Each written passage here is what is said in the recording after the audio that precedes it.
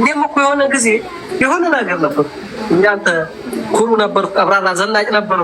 ግፍ አንናገር ጎበስ ግፍ አንናገር እንደ ወንድ ልጅ ሁሉ ቀብራራ ያልኩ ልጅ ነበር ብዙ ጉዳት ደርሶብኛል ከይዤ 8 ሪያል አዲሱን ሚስቴ ከፍራው ተኛል ግን ዛሬ ሲቆልብኝ ሁሉ ቀረ ወረበል ከአባን ብርቴ ትክክለኛ ኒካ ሚስቴ ናት ሶስቱም ኒካ ቁጭ አለ ቆንጆ ስራ ፈልገህ ስራ ወንድ ልጅ ነህ አሁንም እየጠጣህ ነው ያለው ምን ይሰራልሃል ከራስ ጋር ተመለስ በእናትህ ውሃ እኮ ነው ይኸው ውሃ ነው ስራም ጠፋ ማንኛውት ምንም አማራጭ የለኝም አሁን ችግር ለወርቃለሁ በቃ ሚስቴን ይዤ የቤት ኪራይ መጀደድ ያቅቶኛል አሁን ማራኪ ለጊዜው ተቀበለኝ የቤት ኪራይ ራሱ ዛሬ ክፍል ነገ ክፍል በቃ መክፈል ታልቻልክ የምትረዱኝ ከሆነ ረዱ እማትረዱኝ ከሆነ ባካችሁ ለፉ እኔን አታስቀይሙኝ ለሚያልፍ ቀን የሚያልፍ ቃላት አትነጋገር ሰው ራሱን ሲችል ጥሩ ነው ስለዚህ የምታግዙ ከሆነ ለጊዜው እኮ ነው የማይጎልበት የለም ጎሎብኛል ነገ ሌላ ቀን ነው እኔም ነገ እምረዳበት ጊዜ አለ በእርግጥ ስራም ጠፋ ለሚስቴም ለኔም ለልጅም ሶስቱን ነው እየኖርን ህይወት ከበደን የቤት ኪራይ አጣን ብር ጨረስ ጎደለብን ነገዙን ነው ያልነው ካላገዛችሁ እንኳን በሐሳብ በማዘን ማገዝ ይችላል ለናገዝህ ልንረዳህ ነው እኮ እኔ እኮ ጠየቅኩህ መጀመሪያ ችግሩን ሳውቆ ነው የሚረዳው እንጂ ዝም ብሎ አይረዳም ስለዚህ ለዛ ነው ብዬ በራሴ ላይ ላማረትባችሁ አልችልም አልহামዱሊላህ ጤነኛ ነኝ ስራ ጠፍቶ ገንዘብ አጥቼ ቢክራይ ጨርሼ እስከዛ ጎሎብናል ብቻ ሰው ሁሉ የማያጣ የለም የማያገኝልም ነገ ሌላ ቀን ያገኛል ያጣል ዛሬ አጥቻለሁ አልኳችሁ እኔ 2200 ብር ወስዷል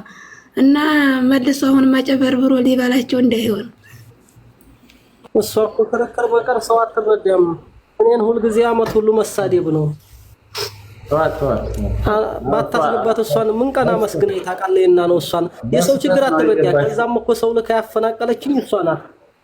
በቸገረኝም ቀን እሷ እኔ ወድቄ ማያት ደስታዋ ነው ሪካርዲም እኮ ለአንተን ወርቃህ ማያት ደስታዬ ነው ብትሞትም ደስታዬ ነው ብላለች እኔ እስከዛሬ ችግር የማላሰው ተራው ደርሶ ይቸገረኝ የቤት ኪራይም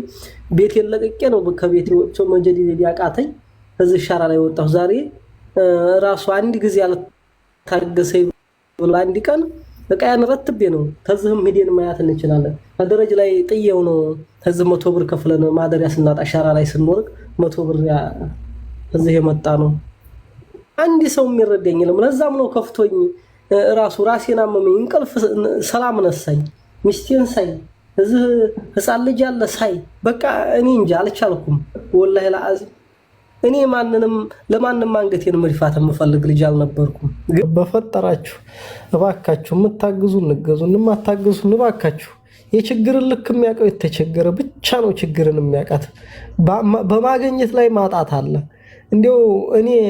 ማሜ ይመጣል ተላላችሁ እንዴው ሳላጣህ እኔ ሰው ፊት እቀርባለሁ ሳይቸግረኝ ሳይጨንቀኝ ሻራ ላይ ሳልወጣ መመጣ ይመስላችኋል እኔ ያግዘኝ ካለ ይገዘኝ ካልሆነ ነገ ታይዋለህ ፕሮግራም ታገኙ በፕሮግራም እንትንና አይዋ እንደዛ ወይ ማድረግ ነው አካውንት ምንም መለጠፋለ እሺ የሚያስጠጋን ጠፋ እኔንም የሚረዳኝ የለም የሚሰርብኝ አንድ ሰው የሚረዳኝ ነው ለዛም ነው ከፍቶኝ ራሱ ራሴና ምን እንቅልፍ ሰላም ነሳኝ ሚስቴን ሳይ እዚህ ህፃን ልጅ አለ ሳይ በቃ እኔ እንጃ አልቻልኩም ወላሂ ለአዝ እኔ ለማንንም አንገቴን መድፋት የምፈልግ ልጅ አልነበርኩም ግን ሰርቶ መብላት አይችልም እንዴ ቆማጣ ነው ሰርቶ ይበላ ማፈሪ ብላና የሴት ብርሃ መብላት ስራውን አምጣው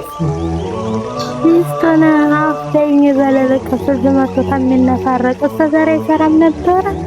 አልጫ እናንተ ብቅ ብላችሁ በቪዲዮ አሰበስቡም እንዴ ነው ገንዘብ ስብሰባ